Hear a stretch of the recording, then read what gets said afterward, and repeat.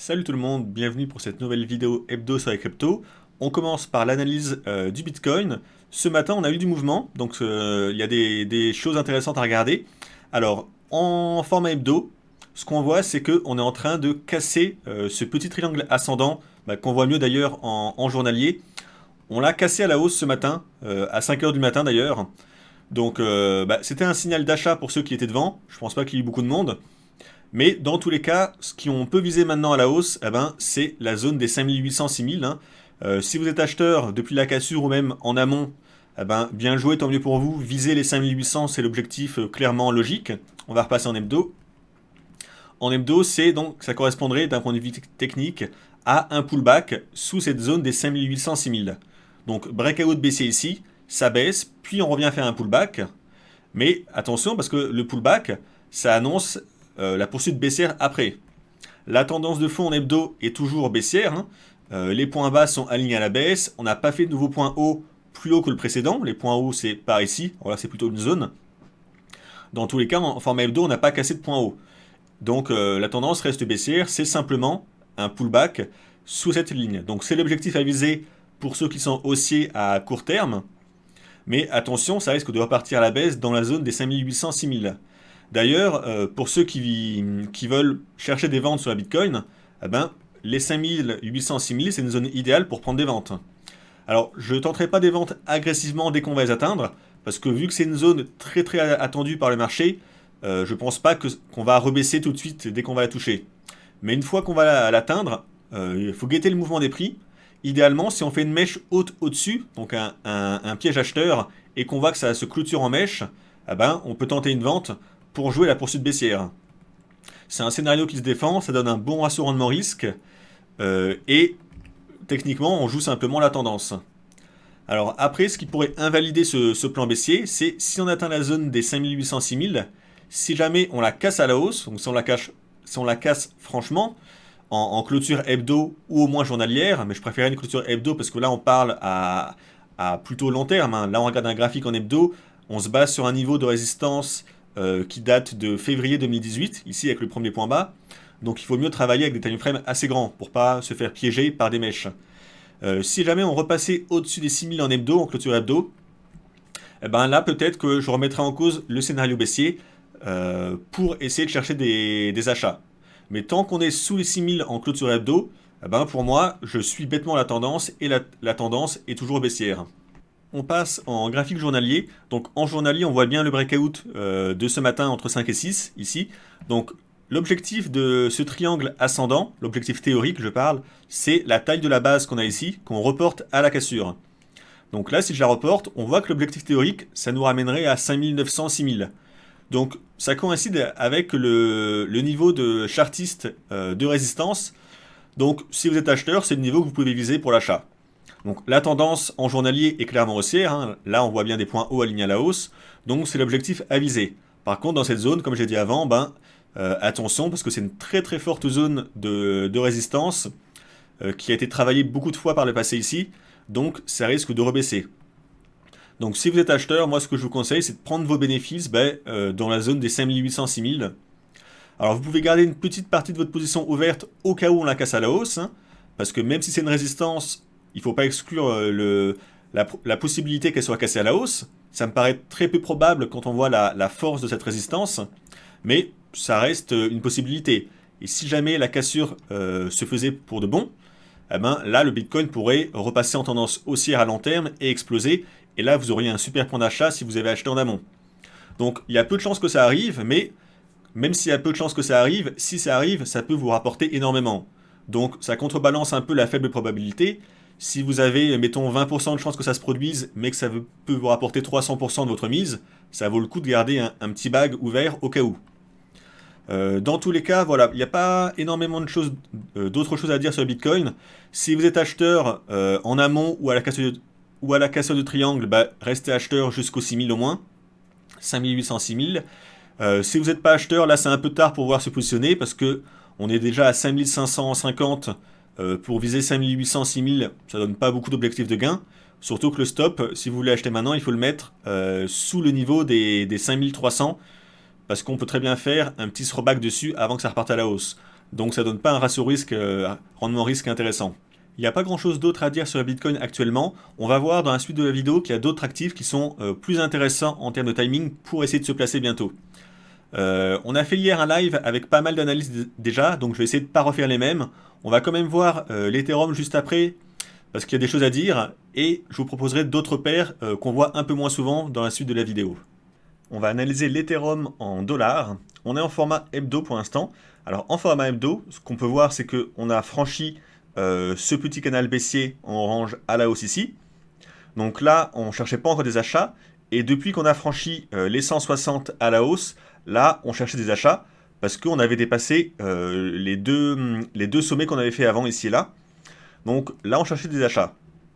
Alors si vous êtes acheteur, on avait proposé la semaine dernière le niveau des 160 pour un achat intermédiaire ici. Donc là, il y avait un bon point d'achat. Là, si vous êtes acheteur, ce qu'on peut viser maintenant à la hausse en objectif, alors, on va repasser en hebdo. En objectif, il y a deux objectifs pour moi. À assez rapidement viser les 255 ici. Donc ça correspond au point haut ici, avant qu'il y ait eu la phase de baisse dans le canal, et c'est l'ancien point bas ici. Donc c'est un niveau intermédiaire, mais c'est un niveau qu'on peut viser assez rapidement, sachant que là, le fait qu'on soit sorti de ce canal baissier à la hausse, eh ben, c'est un signal haussier. Donc il y a des chances que la hausse se poursuive, donc c'est l'objectif logique à court terme. Si vous êtes plus ambitieux et que vous avez plus un profil de swing, eh ben, l'autre grosse résistance à la hausse qui est quand même bien plus haut pour l'instant, c'est les 355 ici. Donc c'est le niveau évident, hein, c'est le point bas ici qui a fait un gros rebond. On l'a franchi ici à la baisse, donc breakout baissier. On pourrait venir faire un pullback dessous. Et c'est également les points hauts ici. Donc ça, c'est les deux niveaux très importants en résistance qu'on a au-dessus de la tête. Donc c'est les deux niveaux logiques à viser pour les acheteurs. On va regarder, on va repasser en journalier rapidement. Alors en journalier, ce qu'on voit, c'est que là pour l'instant c'est bien aussi, hein, c'est même assez propre. Donc on a franchi les 160 ici à la hausse. Après deux échecs ici et là, même trois avec la mèche ici, on l'a franchi, on a fait un throwback et là ça repart à la hausse. Donc si vous êtes à l'achat, bah, tenez vos positions. Ce qu'on peut regarder également, c'est si on essaie de driver un peu la tendance, on peut travailler ici les cours avec ce qu'on appelle une fourchette de chiffres. Alors vous connaissez peut-être la fourchette d'Andrews. La fourchette d'Andrews, c'est ça qu'on trace avec 3 points.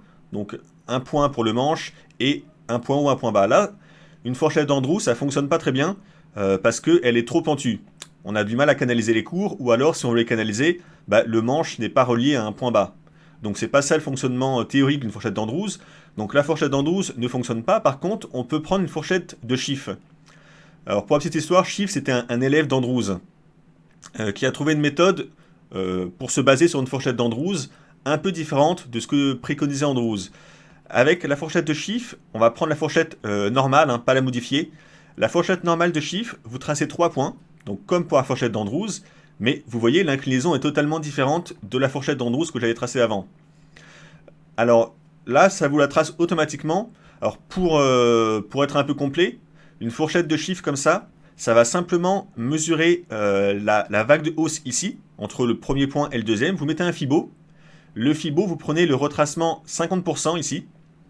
Et ce retracement à 50%, vous tracez le manche de la fourchette au point de départ.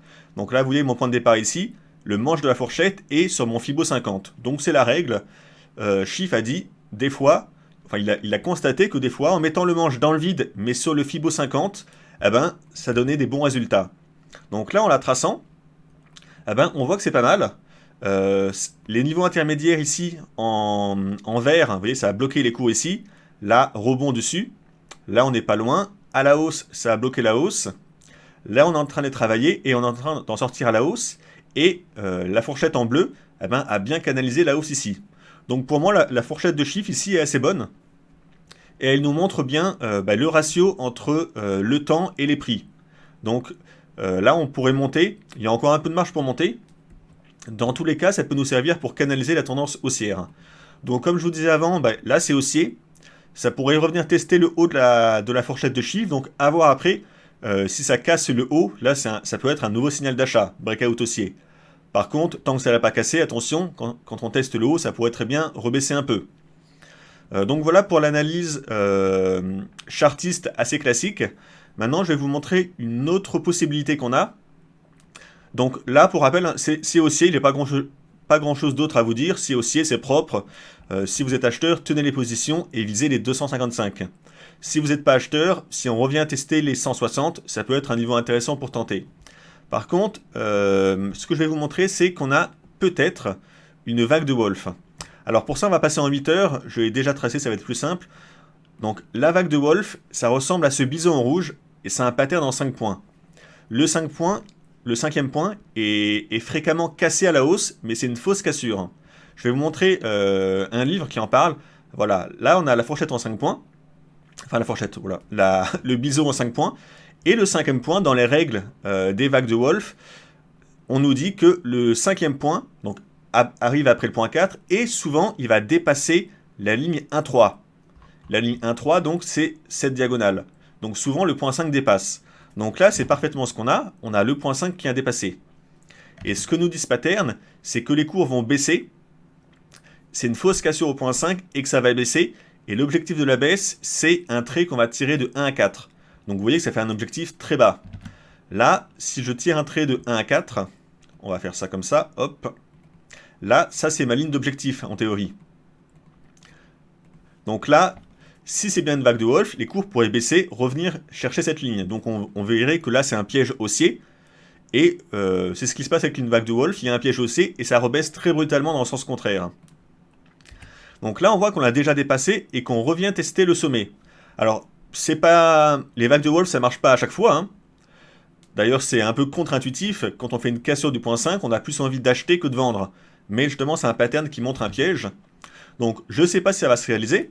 Là, pour l'instant, d'un point de vue de l'analyse chartiste classique, c'est plutôt haussier toujours. Hein, mais ça n'empêche pas de prendre en compte ce pattern. Là, on voit que ça réattaque le sommet. Alors pour moi, si ça réattaque le sommet et qu'on dépasse l'ancien point haut ici à 180, c'est que le pattern a échoué et c'est que le signal haussier est bien valide et ça risque de monter très vite. Par contre, tant qu'on n'a pas redépassé les 180, ça peut très bien revenir tester l'ancien sommet ici. Donc continuer à monter un peu. Et si en arrivant à 180, ça repart à la baisse très vite, eh ben là, je vous mets en garde, attention, ça pourrait éventuellement valider cette vague de Wolf avec une baisse après qui pourrait suivre assez importante. Si vous êtes à l'achat, je vous conseille de rester acheteur. Hein.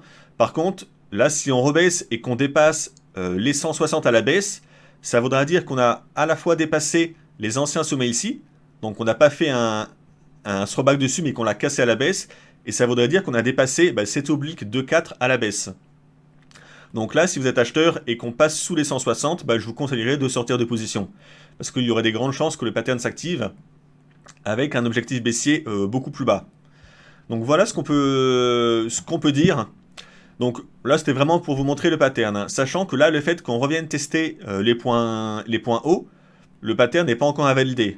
On a un exemple, retenez en mémoire ce type de pattern, avec là un retest qu'on fait. On a un exemple en ce moment sur le Forex. Alors je vous montre juste rapidement sur GBP USD. On a le même pattern à peu près. Donc une vague de Wolf en 5 points. Là on a fait le point 5. Ça a bien baissé suite au point 5. Et vous voyez on est revenu tester le point 5 ici par la suite. Et après ça a bien rebaissé. Donc ça n'a pas invalidé le pattern parce qu'on n'a pas dépassé le point 5. Donc là, on a un peu le même exemple sur l'Ether. On est en train de revenir tester le point 5 ici. Donc pour l'instant, ça pourrait faire comme sur le GBP qu'on a vu avant. On pourrait revenir tester ce niveau et ça pourrait rebaisser. Alors c'est vrai qu'il y a deux plans un peu contradictoires là. D'un point de vue graphique chartiste, c'est aussi l'Ether. Hein. C'est pas parce que je vous ai montré la vague de Wolf qu'il faut vendre. Mais c'est juste pour vous prévenir, si jamais on reteste les 180 et que ça baisse violemment et qu'on repasse sous les 160, eh ben là pour moi ça pourrait être le signal pour stopper les achats. Tant que c'est pas fait, ça reste que hypothétique, la configuration est haussière, donc si vous êtes à l'achat, tenez vos achats. Si on reteste les 160, on peut retenter de prendre un petit achat. Par contre, si on passe sous les 160, pour moi c'est le moment de couper les achats sur l'Ether. On va regarder l'Ethereum classique face au dollar. En format hebdo, la configuration est plutôt intéressante. Là, on a eu cette grosse bougie haussière, donc qui a cassé l'ancien sommet qu'on avait là, donc breakout haussier. Et actuellement, on est en train de faire un throwback sur l'ancien niveau, ici. On voit que au niveau des résistances, on a cette résistance au-dessus de nous. donc les anciennes mèches basses ici, et les petits points bas ici pendant 4-5 semaines. Donc c'est le niveau des 9. Donc c'est un niveau intéressant de résistance qu'on pourrait vouloir aller chercher, parce que là la configuration est plutôt haussière, hein, breakout haussier, throwback, en théorie ça a des chances de repartir à la hausse. On va passer en format journalier pour affiner un peu. Donc en format journalier, on voit bien la cassure des sommets ici, et là on voit le throwback, et actuellement les bougies là sont assez intéressantes. On a eu ici une espèce de toupie, donc une toupie c'est une bougie qui a un tout petit corps, avec une mèche haute et une mèche basse, et ça montre l'indécision avec les chandeliers japonais. Donc l'indécision c'est plutôt bien pour nous, parce que là il y avait une forte vague de baisse, on n'a pas vraiment envie d'acheter dans une forte vague de baisse.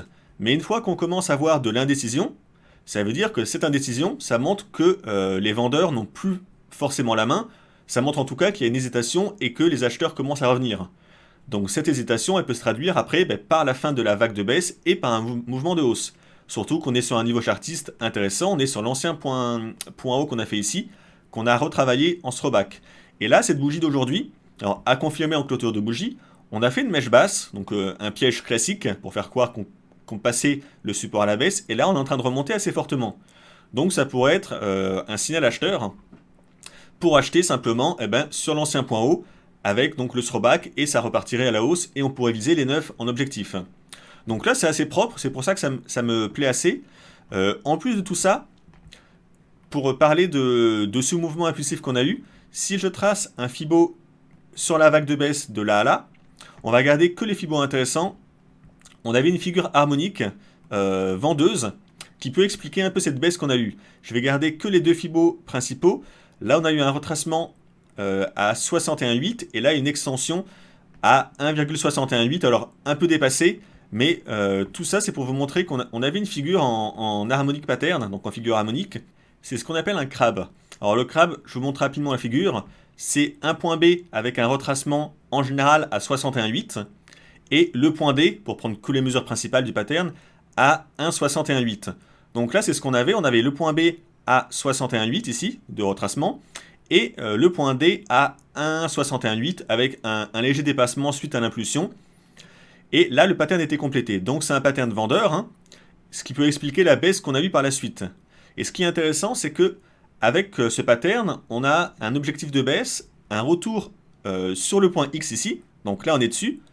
Le pattern vendeur pourrait être complété et les ventes pourraient prendre fin, ça pourrait repartir à la hausse. Sachant qu'avec ce pattern, on peut également viser en objectif les autres points du pattern, donc le point B, C ou A, quand le pattern est très profond. Donc on ne sait pas forcément sur lequel ça va rebondir, mais on sait que le point X et le point B, c'est des points d'objectif de baisse qu'on vise assez couramment avec ce pattern. Donc là, si on visait le point X, ça veut dire qu'on a atteint l'objectif baissier, et c'est pour ça que ça pourrait repartir maintenant. En plus, ce point X, c'est un point chartiste, comme on a vu, c'est un point haut, donc c'est un point évident de rebond. Donc c'est pour ça que cette zone au niveau du point X m'intéresse pour des achats. Donc le plan pour acheter, ça serait entre 6 et idéalement 5,5. C'est plutôt une zone à voir, hein. Alors, après, il faut travailler la zone avec les chandeliers japonais. Là, je vous disais, les chandeliers sont assez intéressants. Donc à voir en clôture où on en sera. Dans tous les cas, c'est une zone d'achat où on peut tenter un petit achat pour moi, avec un stop un peu en dessous, pour jouer la reprise haussière. Si jamais on casse ce niveau à la baisse, ça veut dire que c'était pas le bon point de support pour le rebond. Dans ce cas-là, il faudra guetter peut-être le retour sur le point B.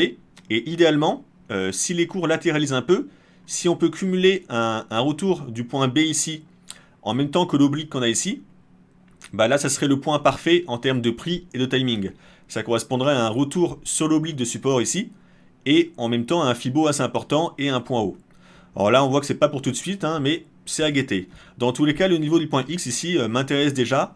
On voit également sur le RSI que c'est assez propre la hausse, hein. On n'a pas de divergence baissière, on a bien des points hauts alignés à la hausse sur le RSI. Donc ça démontre une tendance qui est assez saine en général et qui a des chances de repartir à la hausse. Donc voilà pour le TH classique, qui est sur un niveau, encore je le répète, assez propre. Et ce qu'on peut viser en objectif, si jamais la tendance haussière redémarre, je vous ai dit, on a le niveau des 9 ici, et ça serait déjà un niveau joli à atteindre, surtout que si on l'atteint, on compléterait un autre pattern harmonique. Je vais vous montrer le pattern, cette fois c'est ce qu'on appelle un BAT. C'est un point B à 38 ou 50% de retracement, et un point D à 88,6.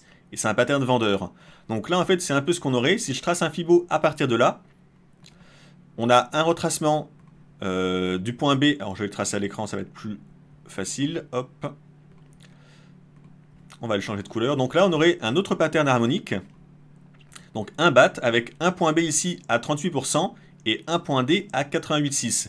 Et donc là, c'est un pattern vendeur. Et vous voyez, le pattern vendeur se complète à peu près dans la zone qu'on vise des 9 ici. Donc c'est pour ça que là, si on achète dans cette zone et qu'on atteint les 9, eh ben, attention, parce qu'il y aurait des risques de baisse par la suite. Donc voilà pour les patterns qu'on peut voir. Alors il faut savoir que quand on travaille avec plusieurs patterns comme ça sur un écran, les patterns les plus grands, c'est ceux qui ont le plus de poids. C'est comme en chartisme, les plus grands time frames, les plus grandes figures ont plus de poids que les petites. Donc là, ce grand bat, attention, si on y arrive, ça risque de baisser après les 9. Un petit mot rapide sur iOS en dollars. En format hebdo, on a franchi un niveau important. Vous voyez, c'est ce niveau. On avait le point bas ici et là, une stagnation de point bas où on est resté pendant 5-6 semaines. On l'avait cassé à la baisse, donc breakout baissier. Là, on a fait un pullback, et en fait, le pullback, vous voyez, on a dépassé le niveau avec cette belle bougie hebdo quand même, donc c'est assez important. Donc, on peut se dire que soit il n'y aura pas de pullback, c'était une fausse cassure ici, et ça va repartir à la hausse, parce que ce niveau orange, c'était une résistance à la hausse. Le fait qu'on l'ait franchi comme ça en breakout haussier, ça peut être pris comme un signal d'achat, donc comme un signal de reprise haussière. Alors, il faut quand même rester assez nuancé. La tendance de fond reste baissière. Là, malgré ce point haut qu'on fait actuellement, on n'a pas dépassé les anciens points hauts en format hebdo. Donc, si on se base sur les points bas ici et là, et les points hauts ici et là, la tendance est toujours baissière, on n'a pas fait de nouveaux points hauts. Mais malgré tout, on a cassé une résistance assez forte. Alors, soit c'est un piège, un faux breakout haussier, et ça va repartir très vite à la baisse, soit le fait qu'on ait franchi ce niveau orange, ça peut indiquer qu'il y a beaucoup d'acheteurs, et on va peut-être avoir une tendance haussière à long terme qui va se dessiner. Donc là, on ne peut pas le prédire à l'avance. Dans tous les cas, ce qu'on peut faire, nous, c'est envisager les scénarios et voir s'ils sont intéressants à vouloir trader. Là, en format journalier, ce qu'on pourrait se dire, c'est que si on est repassé au-dessus du niveau orange ici, si on revient le tester par au-dessus, donc ça serait un breakout haussier. Et là, on reviendrait prendre appui par au-dessus. Et ça pourrait repartir à la hausse. Donc un throwback classique. Hein. Donc en plus, on a un Fibo ici, vague de hausse. Là, si on revient dans cette zone, on testerait le Fibo 38 ou le Fibo 50 si on fait des mèches assez basses. Donc, pour moi, le plan, c'est un plan assez agressif, mais c'est de se dire que là, le fait qu'on soit repassé au-dessus du niveau orange, ça montre qu'il y a beaucoup d'acheteurs. Eh ben, si on fait un throwback dans la zone orange, donc sur le Fibo 38 ou 50 au maximum, donc c'est les niveaux 4, enfin 3,9 à 4,5 en gros, dans cette zone, tenter peut-être un petit achat avec un stop un peu en dessous pour jouer, là je repasse en hebdo, eh ben pour jouer le throwback avec la reprise de la tendance haussière. Donc c'est agressif, hein, comme je vous dis avec la théorie de dos, les points hauts et les points bas, on est toujours baissier, mais si jamais la tendance devait s'inverser, là ça serait le meilleur niveau pour tenter un petit achat. Dans tous les cas, si on tente un achat ici et que la tendance redémarre, ça nous fait un stop assez serré un peu sous la zone, avec des possibilités de tendance haussière avec des rebonds assez hauts dans la tendance. On peut simplement tracer un Fibo comme ça. On voit que si on vise le Fibo 38 de rebond, ça fait déjà un bel objectif de hausse. Donc voilà, c'est agressif, on n'a pas encore énormément de signaux, mais ça fait un trade avec un bon ratio rendement-risque, donc ça peut se tenter si on revient dans cette zone. On va faire le Litecoin face au dollar, ça fait longtemps qu'on l'a pas regardé. Alors là, c'est plus une mise en garde en format hebdo, attention, parce qu'on est arrivé sous une grosse résistance. Donc c'était le point bas ici, le point bas ici et la mèche haute ici. Donc là, on voit qu'on l'a atteint avec cette bougie très impulsive et que depuis 2-3 semaines, eh ben, c'est en train de corriger. Donc là, pour moi, c'est pas le moment d'acheter. Hein. Tant qu'on est sous la résistance et assez proche, c'est pas très logique de vouloir acheter sous résistance. Si on passe en format journalier, pour moi, on peut simplement tracer un Fibo sur la vague de hausse et attendre qu'on ait un retracement un peu conséquent, parce que là, on a une belle hausse, il faut que les cours respirent. Donc les retracements, c'est comme d'hab, hein, c'est soit le 38, soit le 50 pour les plus impactants. Le 38 me plaît pas trop parce que on a du mal à le cumuler avec d'autres niveaux chartistes. Par contre, le 50 est déjà plus intéressant. On voit que c'était la zone de congestion qu'on avait ici, où on a stagné pendant une dizaine de jours. Donc si on revient le tester, c'est le niveau des 60-61. À voir comment vont se comporter les cours. J'achèterai pas à l'aveugle sur ce niveau agressivement, mais si on arrive dans la zone et qu'on voit des patterns de retournement qui peuvent indiquer une hausse, là c'est le niveau en tout cas qui va m'intéresser pour regarder en temps réel quand on va arriver dessus, pour voir si ça vaut le coup de rechercher des achats. Donc voilà pour le Litecoin. En tout cas, sur les niveaux actuels, plutôt neutre, hein, parce qu'on est sous une grosse résistance en hebdo. Et on va finir avec ZRX face au BTC. Alors juste parce que là, la configuration est intéressante à guetter, à mon sens, en format hebdo. On est en train de baisser ici, on a dépassé le dernier point bas récent, donc c'est plutôt que c'est baissier. Mais par contre, on a un fort niveau de support sous nous, donc à 48, c'est l'ancien point bas historique qu'on a fait ici. Donc c'est un support, et en plus de ce support à l'horizontale, on a également une figure en ABCD. Si on mesure le point de baisse et le point de hausse ici, donc ça fait un pattern en AB égale CD, comme ceci, on voit que le niveau 1 est ici. Donc qu'on a mesuré avec l'extension de Fibonacci. Je vous remonte rapidement le pattern, hein. AB égale CD, donc le segment AB égale la taille du segment CD. Et au point D, ça repart à la hausse.